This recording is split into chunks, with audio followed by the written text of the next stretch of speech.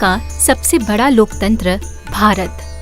लोकतंत्र की खासियत होती है कि इसमें कोई बड़ा या कोई छोटा नहीं होता। सबकी ताकत एक समान होती है, एक वोट की ताकत। और इस ताकत को मजबूती देने का काम कर रहा है हमारे देश का निर्वाचन आयोग। निर्वाचन आयोग लोकसभा और राज्य विधानसभाओं को स्वतंत्र, निष्पक्ष, शांतिपूर्ण और भयमुक्त कराने के लिए लगातार कानून और व्यवस्था की स्थिति की समीक्षा कर रहा है। आयोग कानून व्यवस्था का आकलन करने, गैर कानूनी गतिविधियों की रोकथाम, जब्ती और अंतर्राज्यीय और अंतर्राष्ट्रीय सीमाओं पर कड़ी निगरानी बनाए हुए है। आयोग की कोशिश बेरोक-टोक, समन्वय और सहयोग के लिए सभी संबंधित हितधारकों को एक ही मंच पर लाना है। मुख्य चुनाव आयुक्त राजीव कुमार ने हाल ही में स्वतंत्र, निष्पक्ष, शांतिपूर्ण और लालच मुक्त चुनाव सुनिश्चित करने के लिए आयोग की प्रतिबद्धता जताई है। साथ ही सभी हितधारकों से चुनावी प्रक्रिया की अखंडता को बनाए रखने और समान अवसर सुनिश्चित करने के लिए मिलकर काम करने की सलाह दी है। उन्होंने राज्यों, केंद्र शासित प्रदेशों को ये सुनिश्चित करने का निर्देश दिया है कि हर एक मतदाता बिना किसी डर या भय के अपने मताधिकार का उपयोग कर सके। उन्होंने सभी राज्यों, केंद्र शासित प्रदेशों और एजेंसियों से स्वतंत्र, निष्पक्ष, शांतिपूर्ण और भयमुक्त चुनाव के लिए अपने संकल्प को ठोस कार्रवाई में बदलने का आह्वान किया है। Globe over, there are around 70 countries which are going to elections this year in 2024, and everybody is looking towards us. We being the largest, we being the oldest democracy, so everyone is looking towards us, and we are committed to deliver an absolutely spotless elections in an absolutely free and fair environment with a level playing field.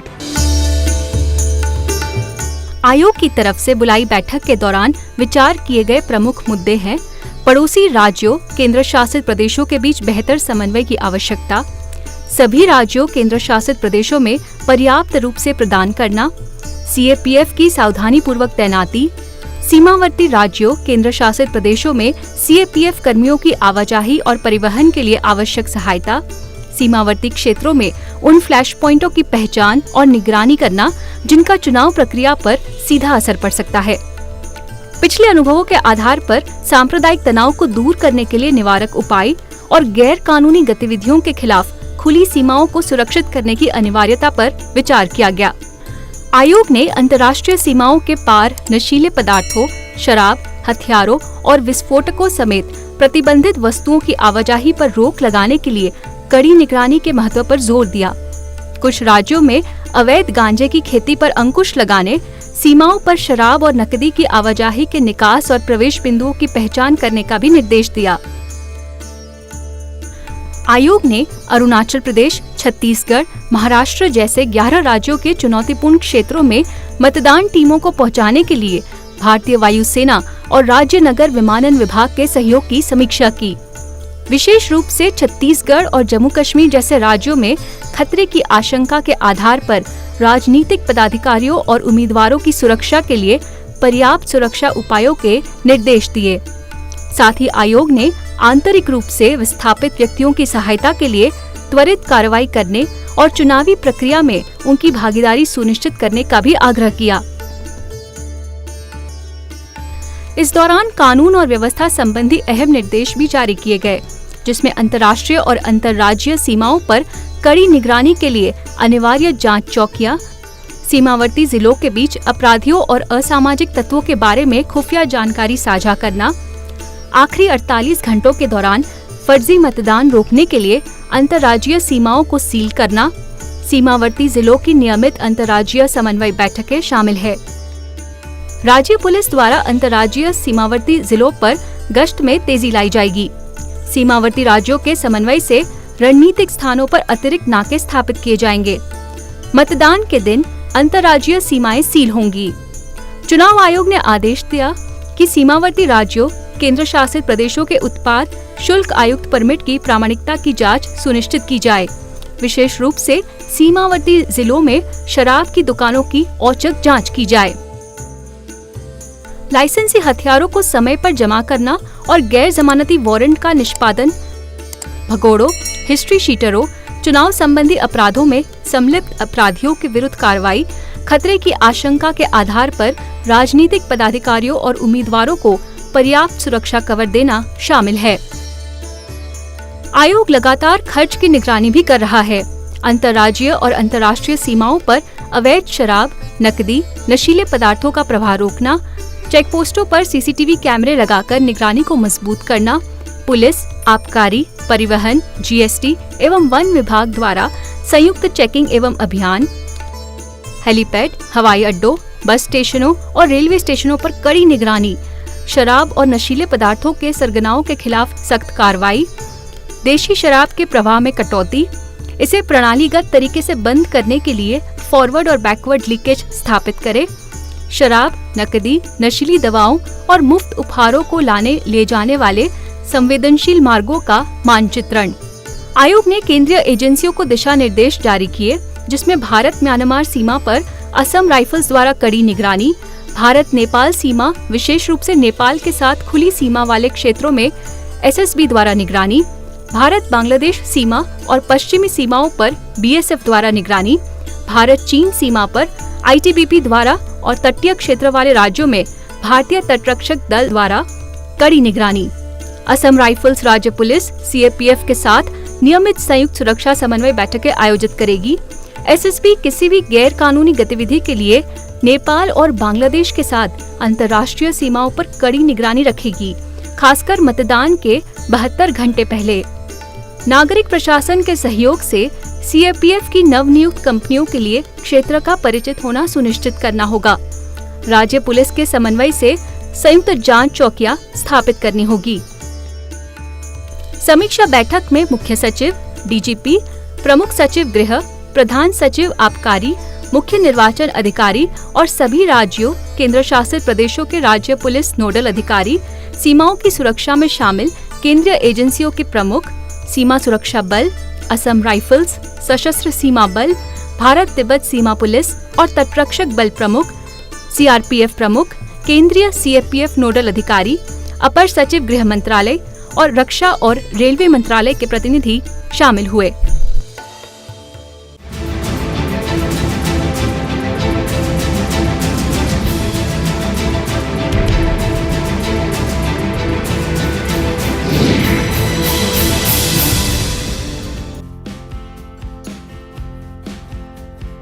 Lok Sabha चुनाव 2004 के बाद देश में लगातार मतदान का प्रतिशत बढ़ रहा है, लेकिन कुछ संसदीय क्षेत्र में मतदान भागीदारी बढ़ाने के लिए अभियान की जरूरत अभी भी महसूस हो रही है।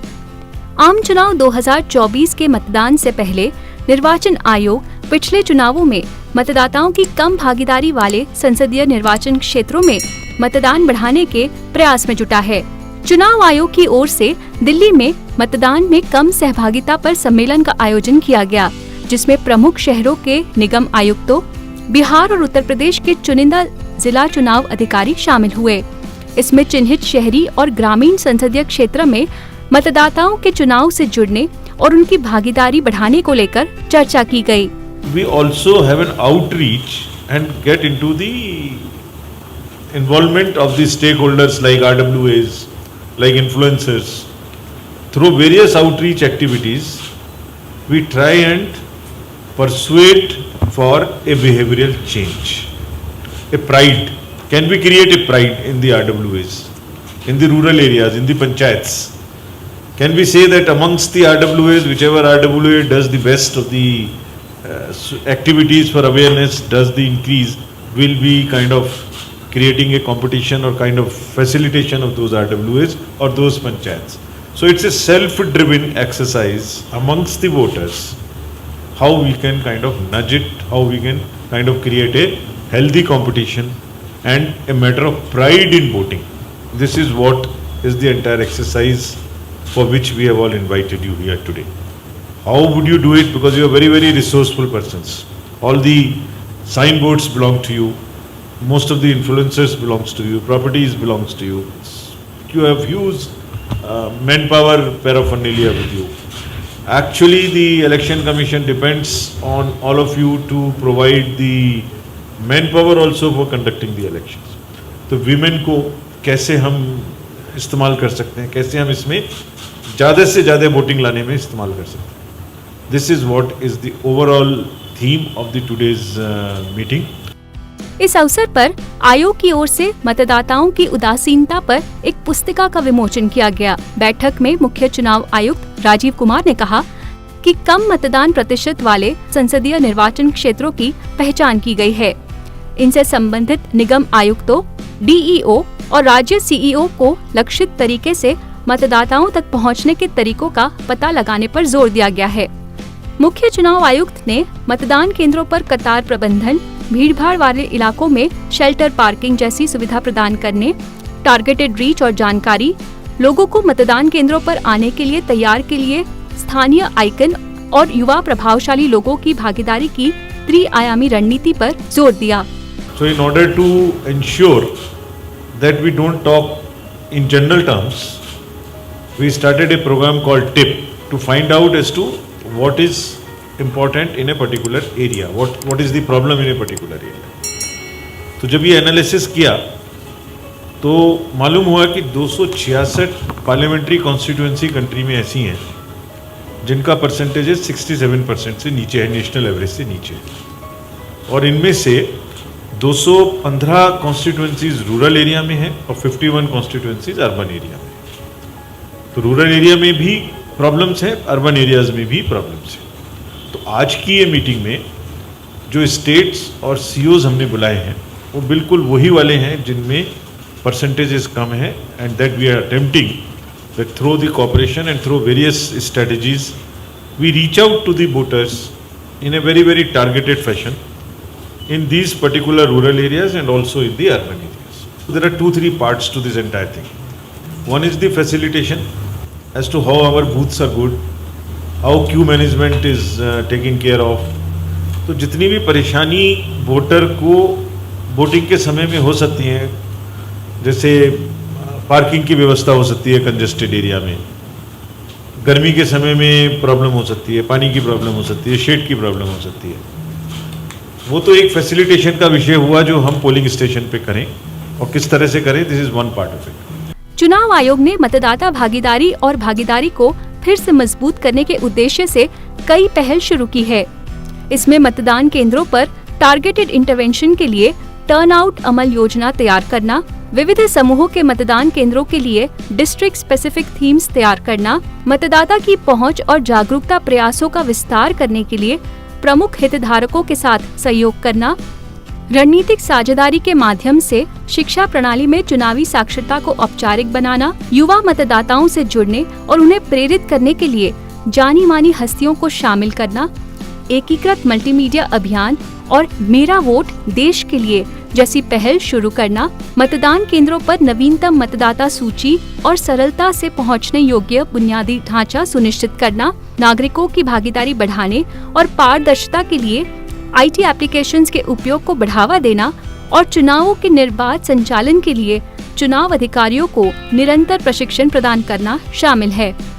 चुनाव आयोग की ओर से मतदाता जागरूकता अभियानों की सीरीज तैयार की गई है, जिसमें आवश्यक चुनाव संदेशों से सुसज्जित सार्वजनिक परिवहन और वाहन चलाना, व्यापक प्रसार के लिए यूटिलिटी बिल्स में मतदाता जागरूकता संदेशों को शामिल करना, रेजिडेंट वेलफेयर एसोसिएशन और मतदाता जागरूकता मंचों के साथ सहयोग करना, पार्क, बाजार और मॉल जैसे लोकप्रिय सार्वजनिक स्थानों पर जानकारी से भरे सत्रों की मेजबानी करना, मतदाताओं में रुचि जगाने के लिए मैराथन, वॉकेथन और साइक्लोथॉन जैसे आकर्षक कार्यक्रम आयोजित करना, मतदाता शिक्षा सामग्री का प्रसार करने के लिए होर्डिंग्स, डिजिटल स्पेस, कियोस्क और कॉमन सर्विस सेंटर सहित विभिन्न प्लेटफॉर्मों का उपयोग करना, व्यापक मतदाता पहुंच और जुड़ाव के लिए सोशल मीडिया प्लेटफॉर्मों की शक्ति का लाभ उठाना शामिल है.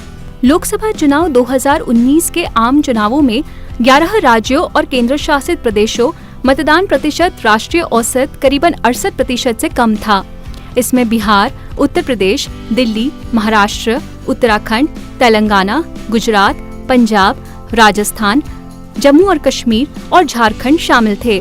2019 में राष्ट्रीय औसत से कम मतदान वाले 11 राज्यों के कुल 50 ग्रामीण संसदीय क्षेत्रों में से 40 संसदीय क्षेत्र उत्तर प्रदेश और बिहार से हैं।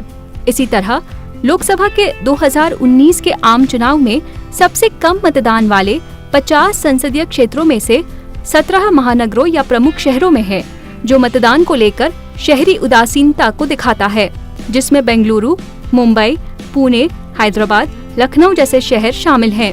भारत का निर्वाचन आयोग नागरिकों को सक्रिय रूप से शामिल करके और मतदाताओं की भागीदारी में आने वाली बाधाओं को दूर करके एक जीवंत लोकतंत्र को बढ़ावा देने के लिए प्रतिबद्ध है।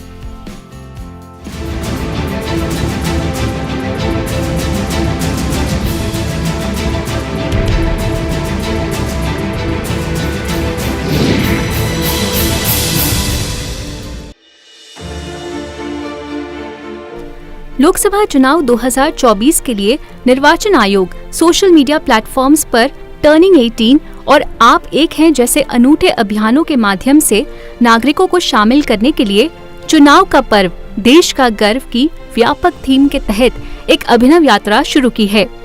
वर्तमान में ECI Facebook, Instagram, x, YouTube, public app, WhatsApp channel और लिंक्डइन जैसी सोशल मीडिया प्लेटफॉर्म्स का इस्तेमाल कर रहा है। रचनात्मक रणनीतियों और सोशल मीडिया की ताकत का फायदा उठाकर चुनाव आयोग का लक्ष्य देश भर के नागरिकों के साथ जुड़ना है, उन्हें लोकतांत्रिक प्रक्रिया में सक्रिय रूप से भाग लेने और भारतीय लोकतंत्र के जीवन त्योहार में योगदान करने के लिए सशक्त बनाना है। टर्निंग 18 अभियान विशेष रूप से युवा और पहली बार मतदाताओं को लक्षित करता है। प्राथमिक उद्देश्य युवाओं को आगामी चुनावों में भाग लेने के लिए प्रेरित करना और पिछले चुनावों में देखे गए शहरी और युवा उदासीनता का समाधान करना है। यह अभियान 18 वर्ष के होने पर तुरंत मतदान के महत्व पर जोर देकर युवा मतदाताओं के बीच नागरिक जिम्मेदारी की भावना को प्रेरित करना चाहता है। इसके अलावा इन्फोग्राफिक्स विशेष रूप से 18 से 30 आयु वर्ग में महिला मतदाताओं की बढ़ती भागीदारी को उजागर करता है, जो भारत की लोकतांत्रिक प्रक्रिया की समावेशिता को दिखाता है। चुनाव आयोग ने यू आर द वन जैसा अनूठा और प्रभावशाली अभियान भी शुरू किया है। इस पहल का उद्देश्य निर्वाचन प्रक्रिया में शामिल विभिन्न हितधारकों के अमूल्य योगदान को पहचानना है। मतदाताओं और राजनीतिक दलों से लेकर बूथ स्तर के अधिकारियों, ग्राउंड स्टाफ, मतदान दलों, प्रशासनिक कर्मियों, मीडिया पेशेवरों, केंद्रीय बलों और सुरक्षा कर्मियों तक प्रत्येक हितधारक निर्वाचन प्रक्रिया की एकरूपता और दक्षता सुनिश्चित करने में महत्वपूर्ण भूमिका निभाता है। अभियान इन लोगों के समर्पण और प्रतिबद्धता को उजागर करता है, जो लोकतांत्रिक संरचना के भीतर उनकी भूमिकाओं और जिम्मेदारियों पर गर्व करने हेतु प्रेरित करता है। अनोखी और दिलचस्प चुनावी कहानियों, वर्ग पहेली, निर्वाचन संबंधी शब्दकोश से मतदाताओं को जोड़ने का प्रयास किया जा रहा है। पोल और पिक्सल श्रृंखला के माध्यम से ECI शुरुआत से ही भारतीय चुनावों की एक विजुअल यात्रा साझा करता है। ऑनलाइन फर्जी खबरों और गलत सूचनाओं के प्रसार के जवाब में चुनाव आयोग ने वेरीफाई बिफोर यू एम्पलीफाई पहल की शुरुआत की है। इस सकारात्मक उपाय का उद्देश्य नागरिकों को सामग्री को प्रचारित करने से पहले उसकी सटीकता और प्रामाणिकता को सत्यापित करने के लिए सशक्त बनाना है, जिससे फर्जी विवरण के प्रसार को कम किया जा सके। इसके अलावा निर्वाचन कार्यक्रम, IT अनुप्रयोगों और आयोग के निर्णयों, मतदाता सूची में नाम की जांच कैसे करें और मतदान केंद्रों को कैसे ढूंढें आदि अन्य महत्वपूर्ण पहलुओं की जानकारी उपयोगकर्ताओं के लिए सटीक और क्रमबद्ध जानकारी के लिए ग्राफिक रूप से और रीलों के माध्यम से साझा की जा रही हैं। चुनाव प्रबंधन में पारदर्शिता को बढ़ावा देने के लिए चुनाव आयोग सुविधा पोर्टल का इस्तेमाल कर रहा है। आम चुनाव 2024 की घोषणा के बाद 20 दिनों के भीतर सुविधा पोर्टल पर 73,000 से अधिक आवेदन मिले हैं। सुविधा पोर्टल चुनाव आयोग की ओर से विकसित एक तकनीकी समाधान है, जिसका उद्देश्य स्वतंत्र, निष्पक्ष और पारदर्शी रूप से चुनाव कराने संबंधी लोकतांत्रिक सिद्धांतों को कायम रखने के लिए समान अवसर सुनिश्चित करना है। सुविधा पोर्टल ने प्रभावशाली ट्रैक रिकॉर्ड का प्रदर्शन करते हुए चुनाव की अवधि के दौरान राजनीतिक दलों और उम्मीदवारों की ओर से प्राप्त अनुमति और सुविधाओं के अनुरोधों और उन पर कार्रवाई करने की प्रक्रिया को सुव्यवस्थित किया है। सुविधा पोर्टल अनुमति संबंधी विभिन्न अनुरोधों को पारदर्शी रूप से फर्स्ट इन फर्स्ट आउट सिद्धांत के आधार पर निपटाता है। ये रैलियों के आयोजन, अस्थायी पार्टी कार्यालय खोलने, घर घर जाकर प्रचार करने, वीडियो वैन, हेलीकॉप्टर, वाहन परमिट प्राप्त करने, पर्चे बांटने की अनुमति प्रदान करता है। सुविधा प्लेटफॉर्म न केवल चुनाव प्रक्रिया की दक्षता बढ़ाता है, बल्कि आवेदनों पर वास्तविक समय में नजर रखने, status update, time stamped submission और SMS के माध्यम से संचार प्रदान करके पारदर्शिता भी सुनिश्चित करता है। इसके अलावा पोर्टल पर उपलब्ध अनुमति संबंधी डेटा चुनाव खर्च की जांच के लिए एक मूल्यवान संसाधन का काम करता है, जो चुनावी प्रक्रिया में अधिक जवाबदेही और ईमानदारी में योगदान देता है।